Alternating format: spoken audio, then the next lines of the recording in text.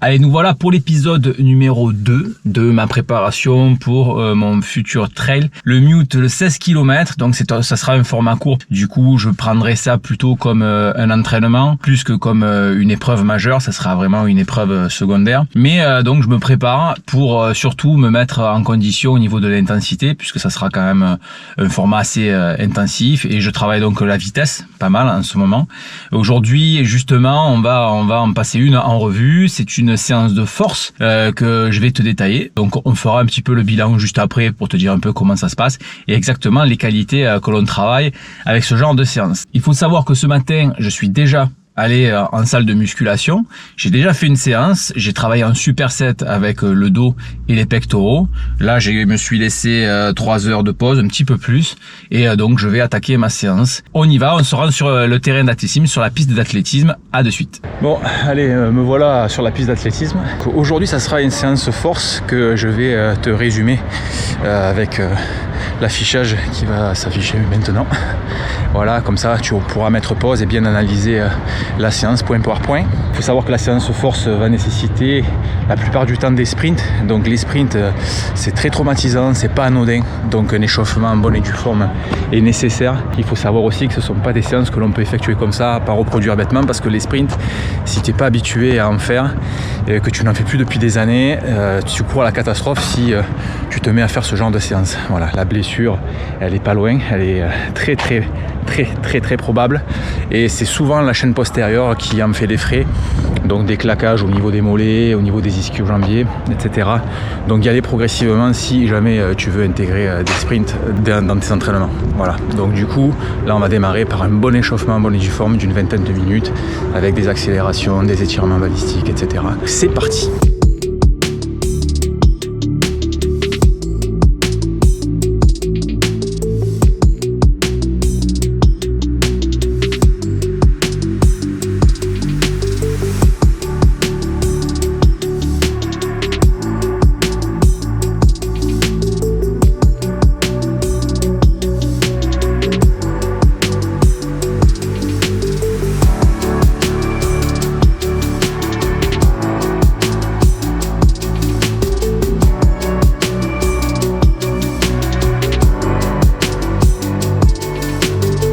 Bon voilà, échauffement terminé, bonne vingtaine de minutes, on est prêt à attaquer la séance, mais avant ça, pause pipi, et puis c'est parti.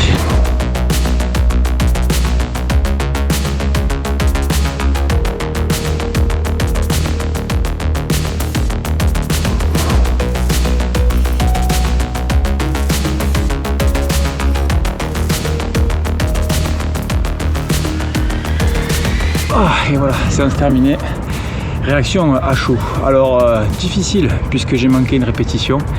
J'ai raté la séance, du coup j'ai raté une répétition et j'ai repris derrière. Donc même si j'ai repris derrière et que j'ai terminé, la séance quand même un échec puisque j'ai pas réussi à tenir les 10, donc j'en ai 9. Mes sensations bonnes quand même si j'avais le souffle un peu court. Très bonne sensation. Au niveau de la force et de la vitesse, ça va beaucoup mieux que depuis un mois déjà que j'ai repris. On est déjà sur de très bonnes sensations, de très bons appuis. Mais dans l'ensemble, honnêtement, satisfait, même si ça a été un échec. Donc ça se présente bien pour Madère d'ici un mois. On a encore un mois pour travailler ça. Et je pense que ça va aller encore mieux. Les prochaines séances arrivent où je vais commencer à inclure des séances de côte en force aussi, mais cette fois-ci en côte. Bon, allez, à de suite pour une brève analyse et une conclusion de cette préparation. Allez, à de suite. Bon, nous voilà post-séance. On va pouvoir faire une petite analyse bien approfondie de ce qui s'est passé. Il s'agissait d'une séance force. Alors pour commencer, je vais résumer et je vais expliquer pourquoi les séances de force. Les séances de force, en fait, dans BIA Training, elle va servir à développer la puissance, parce que BIA Training, en fait, base son principe de l'entraînement sur la réserve de puissance et sur la sensation de l'effort. Donc là, la séance force va permettre de développer cette force dans la course à pied, dans la vitesse, et au final avoir un gain de puissance. Parce que la force, qu'est-ce que c'est? C'est tout simplement le produit de la force et de la vitesse. Donc là, il s'agit de séance force. Et la séance force, elle inclut souvent, forcément, des sprints. Voilà, ici, donc pour résumer la séance, comme je le disais, il y avait 5 minutes d'abord à allure facile. Donc là, comme tu peux le voir sur le graphique, au niveau de la vitesse, 5 minutes d'allure facile. Ensuite, on enchaînait sur 5 minutes d'allure moyenne. On récupérait 1 minute avec allure facile et on démarrait à ce moment-là avec les 10 enchaînements de sprint, environ 5 à 6 secondes, un petit peu, ouais, 5-6 secondes, et puis 2 minutes de récup, entre guillemets de récup, à allure moyenne. Il fallait maintenir son allure moyenne pendant 2 minutes et on répétait ça 10 fois. Donc on voit, comme je le disais précédemment, qu'il y a un échec au niveau de la séance, puisqu'à la 8e répétition, j'ai craqué. On voit, hop, ici la chute de l'allure et de la fréquence cardiaque parce que je me suis mis tout simplement à marcher, j'y arrivais plus, j'étais vraiment à bout. Donc l'effort était maximal et c'est pour ça que je l'ai précisé ici. Par contre, aux sensations, j'étais bien dès le départ, je me sentais plutôt en forme, mais j'ai craqué. Alors on va voir pourquoi j'ai craqué, on va le voir plus précisément dans l'analyse des 10 répétitions. Mais voilà comment ça se passait et une fois que j'avais récupéré, je me suis dit allez, on termine au moins les 2 répétitions. J'ai fait les 2 répétitions qui me restaient et puis on finit sur 5 minutes à allure moyenne. On va revenir sur cette séance, pourquoi j'ai craqué au bout de la 8e, qu'est-ce qui s'est passé? On va voir si en fait j'arrivais à récupérer correctement lorsque j'avais les 2 minutes d'allure moyenne. À allure moyenne, normalement, je dois arriver à récupérer. Alors, très progressivement, au niveau de la fréquence cardiaque, on va le voir, je vais zoomer ici, hop, tac. Voilà, au niveau de la fréquence cardiaque, donc sur les premiers sprints, voilà, ça monte, ça descend. Donc la première fois je monte, je vais atteindre, hop, ici, les 175 et je redescends à 172. Je monte à 178 et je redescends à 173. Donc là, ça va. À partir du moment où je suis en dessous de 175, on est plutôt bon. Je peux arriver à récupérer. Là, je remonte à 179. Je descends à 173, 180. 173, 178 et là, tac, hop, ça commence. Je commence à approcher les 175. 174, ça fait limite. 174, 175 et là 179 et oui, j'ai du mal à redescendre. Et c'est, on le voit, c'est tout bête. Pourtant, les allures, elles sont assez stables. On le voit bien, j'ai des allures moyennes qui sont relativement stables et j'ai du mal à récupérer. À partir de la 1, 2, 3, 4, à partir de la 5e série, je crois, c'est ça. À partir de la 5e série, je commence à avoir du mal. Je ne descends pas en dessous des 175, quoi. Je ne descends pas bien. Et du coup, la récupération, elle est beaucoup plus complexe. Et ce qui fait que je craque. Voilà, j'arrive plus à récupérer correctement. Et honnêtement, là, j'ai dû relâcher la pression. Après, je finis quand même. Je laisse la 8e répétition passer. Forcément, le cardio redescend.